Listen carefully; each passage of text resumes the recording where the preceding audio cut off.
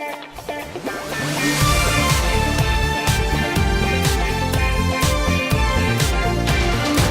guys, welcome back to the channel. For today's face-off, we are not doing two sides, but actually three. We're taking a look at the three essential forms of Garmadon as a character. And a lot of people, including myself, tend to break him up into three different forms throughout the series. Those being Lord, Sensei, and the newest resurrected form, the Emperor of Ninjago. So yeah, I want to compare those three forms and decide which of the three is going to be my favorite.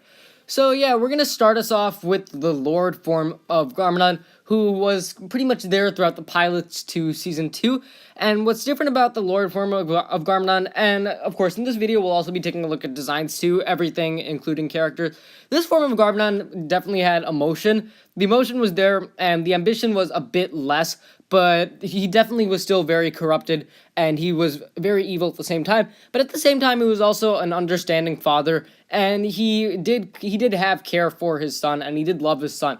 So that side of Garmadon was present in his Lord form, which leads to a lot of people kind of thinking that this form of Garmadon was not the strongest villain, which is definitely true. This side of Garmadon wasn't really as evil, and he did have a much more emotional side to him that I did like. He was also humorous, and as for the design, he looked very cool as well. I really love this side of Garmadon because he encompasses both the evil side, the ambition, and the emotion into one character, and all sides of that are kind of present in this form of Garmadon.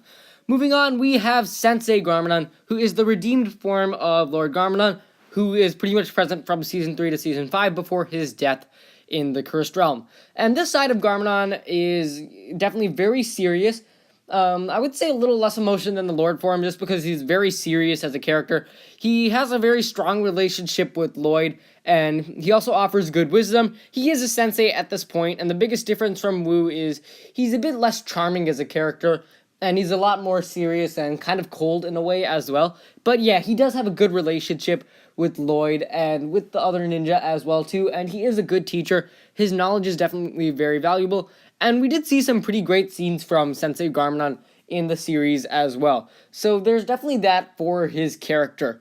Now, last of all, we do have Emperor Garmadon, who is from Season 8 to the present. And this form of Garmadon is drastically different from the other two in the sense that emotion is gone and there is just evil. This factor definitely tends to win a lot of people over, seeing as he is just 100% pure evil, and he is the strong villain that many people feel were lacking in the first few seasons of the show. He is more of a zombie in Season 8. There's not much depth to his character, but luckily it really does start building up in Season 9 when he becomes the Emperor, and we see a really intimidating side of him as he pretty much executes Mr. E, nearly kills Harumi as well, and pretty much loses his mind following Harumi's death. We also see another side of him, which is fear, and this is expressed through his concern of the Oni in episode 90, and adopting Harumi as his daughter of darkness. In Season 10, we see a completely different side of Garmadon, and it's a beautiful transition from the Emperor to an individual who is unsure of who he is, and kind of neutral by the end of Season 10. And that is the transition that we really do see from Garmadon's character in Season 10. See, all of these forms really are different, and I'm just going to go ahead and eliminate Sensei Garmadon first. I'm not as fond of that side of him, because, I mean, I like him, don't get me wrong, he still is my favorite character, and I really do like Sensei Garmadon, and it's been a long time since we've seen him, and I'd love to see him back, but I just don't feel like he has that much depth compared to the other two, but he definitely had his great share of stories, especially in Season 4, his story with Misako, and his adventures with Lloyd, so he definitely does have that, but unfortunately, I do prefer Garmadon as a villain. So, unfortunately for Sensei Garmadon, he is going to get eliminated right here. I do think Garmadon works a bit better as a villain, seeing that he was originally intended to be a villain, but he surprisingly works well as a protagonist as well. And now, it's going to be down to Lord versus Emperor. Lord, I feel like, was definitely kind of weak in a way, especially expressed through Season 2.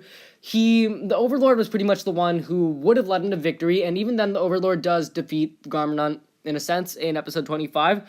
And also, the entire filler episodes is essentially just him embarrassing himself, as someone once told me, and him essentially losing the entire time. With Emperor Garmadon, we do have more depth to him, and this is the side of Garmadon that actually wins and takes over Ninjago. So in the end, I think Emperor Garmadon is going to be my favorite form of Garmadon yet, especially Season 9 and Season 10. These are just amazing showcase seasons for Garmadon. And they both showcase really cool, but also very different sides of Garmadon as well. So yeah, Emperor Garmadon will have to be my favorite side of Garmadon. Thank you guys for watching this week's face-off. If you enjoyed, be sure to leave a like, subscribe, share with anyone, everyone you know, and let me know what your favorite phase of Garmadon is. Once again, thanks for watching, and I will see you next time.